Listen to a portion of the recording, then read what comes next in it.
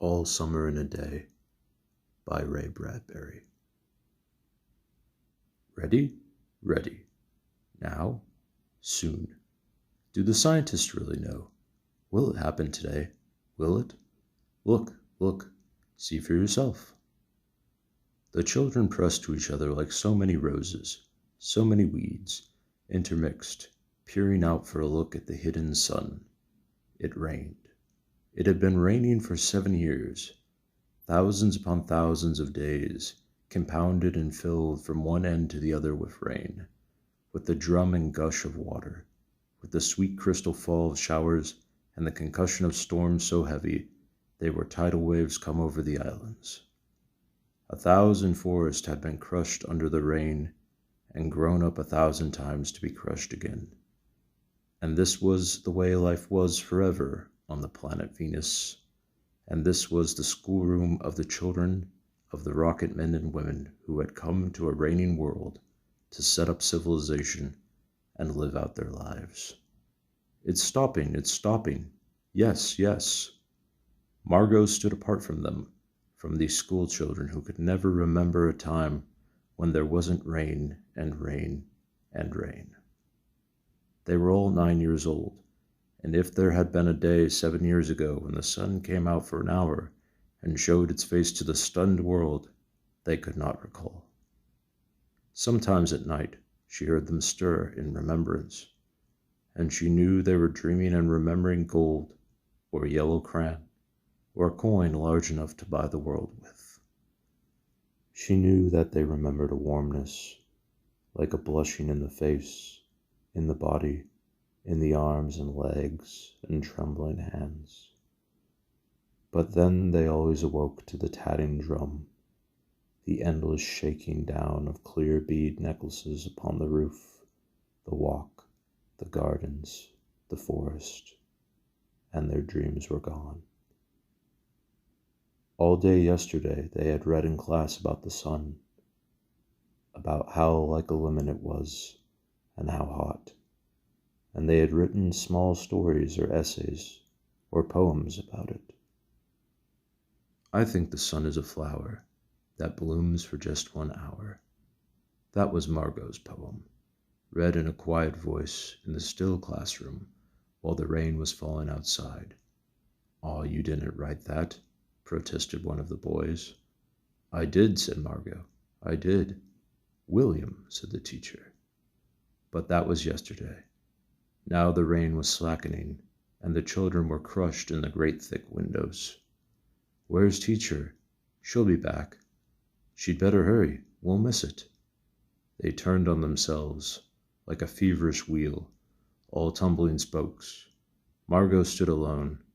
She was a very frail girl who looked as if she had been lost in the rain for years, and the rain had washed out the blue from her eyes, and the red from her mouth, and the yellow from her hair. She was an old photograph dusted from an album, whitened away, and if she spoke at all her voice would be a ghost.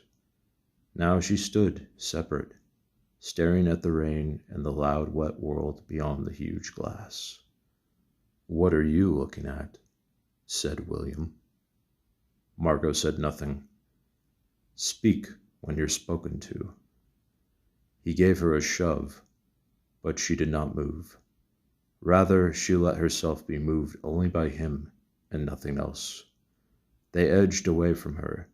They would not look at her.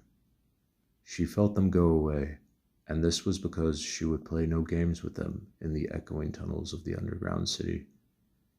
If they tagged her and ran, she stood blinking after them and did not follow. When the class sang songs about happiness and life and games, her lips barely moved.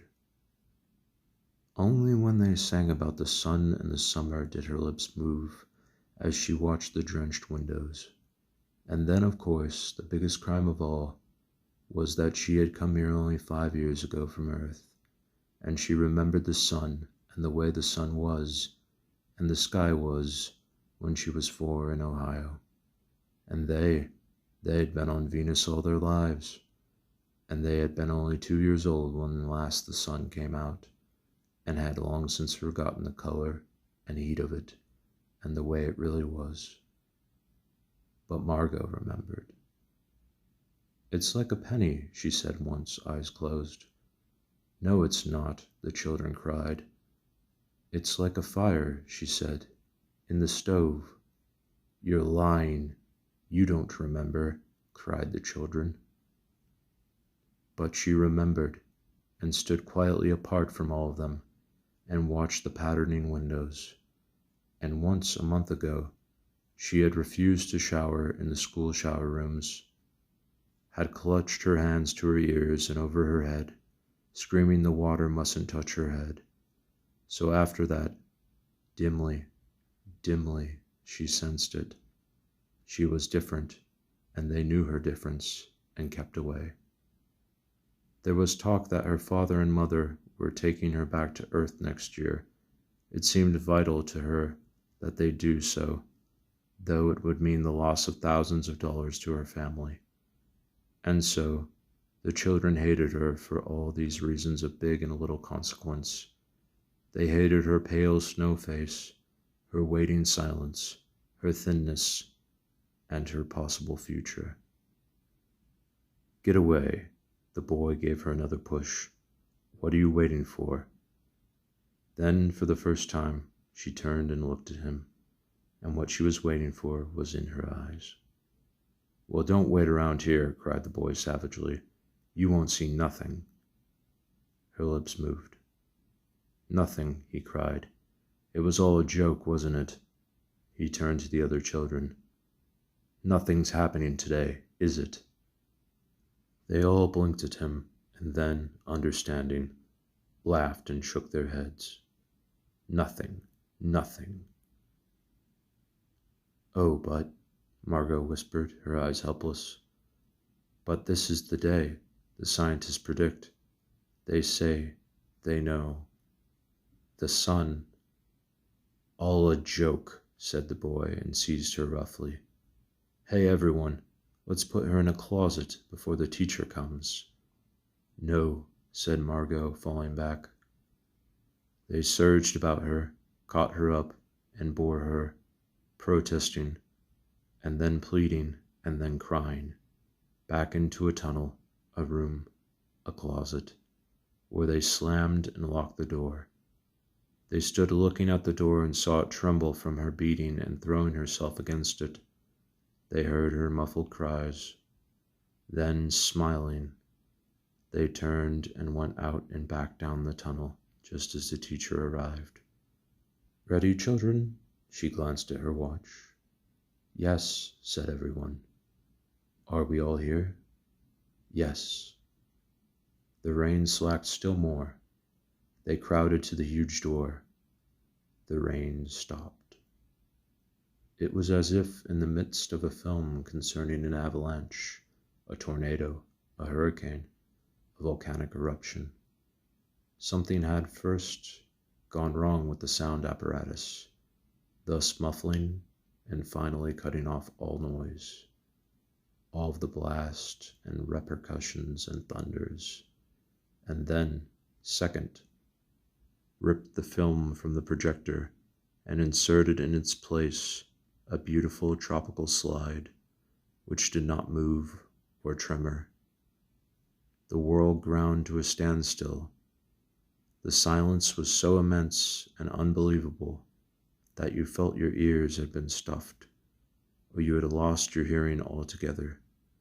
The children put their hands to their ears. They stood apart. The door slid back, and the smell of the silent, waiting world came into them. The sun came out. It was the color of flaming bronze, and it was very large. And the sky around it was a blazing blue tile color, and the jungle burned with sunlight as the children, released from their spell, rushed out, yelling into the springtime. "Now don't go too far," called the teacher after them. "You have only 2 hours, you know. You wouldn't want to get caught out." But they were running and turning their faces up to the sky, and feeling the sun on their cheeks like a warm iron. They were taking off their jackets and letting the sun burn their arms. Oh, it's better than the sun lamps, isn't it? Much, much better. They stopped running and stood in the great jungle that covered Venus, that grew and never stopped growing, tumultuously even as you watched it. It was a nest of octopi clustering up great arms of flesh-like weed, wavering, flowering in this brief spring. It was the color of rubber and ash, this jungle, from the many years without sun. It was the color of stones and white cheeses and ink, and it was the color of the moon. The children lay out, laughing on the jungle mattress, and heard it sigh and squeak under them, resilient and alive. They ran among the trees, they slipped and fell, they pushed each other, they played hide and seek and tag, but most of all, they squinted at the sun until the tears ran down their faces. They put their hands up to that yellowness and that amazing blueness, and they breathed of the fresh, fresh air, and listened to the silence which suspended them in a blessed sea of no sound and no motion. They looked at everything and savored everything. Then, wildly, like animals escaped from their caves, they ran and ran in shouting circles. They ran for an hour and did not stop running. And then, in the midst of their running, one of the girls wailed. Everyone stopped. The girl, standing in the open, held out her hand. "Oh, look, look," she said, trembling. They came slowly to look at her opened palm. In the center of it, cupped and huge, was a single raindrop. She began to cry, looking at it. They glanced quietly at the sun. Oh, oh. A few cold drops fell on their noses and their cheeks and their mouths. The sun faded behind a stir of mist. A wind blew cold around them. They turned and started to walk back toward the underground house, their hands at their sides, their smiles vanishing away. A boom of thunder startled them, and like leaves before a new hurricane, they tumbled upon each other and ran.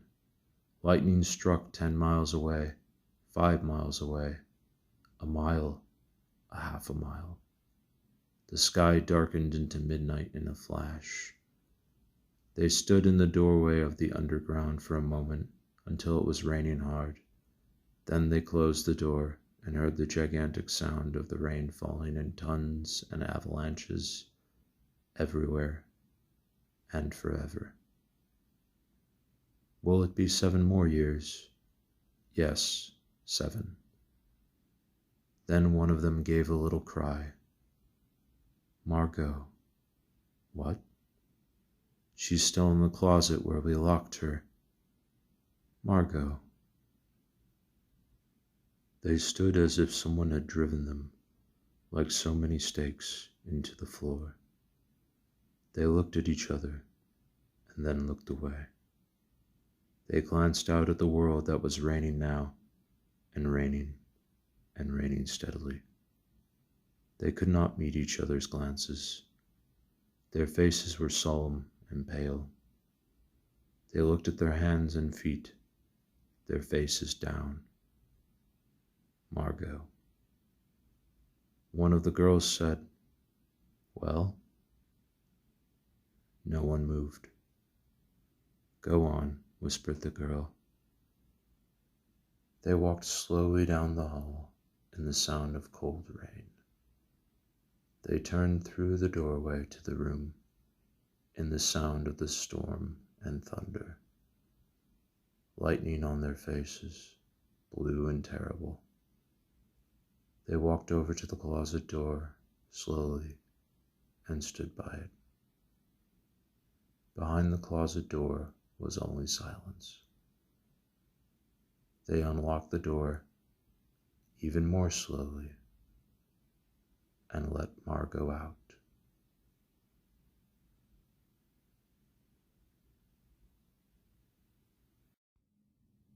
If you enjoyed this narration, please like and leave a comment.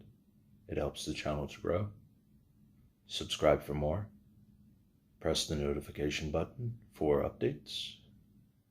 And as always, thank you for listening.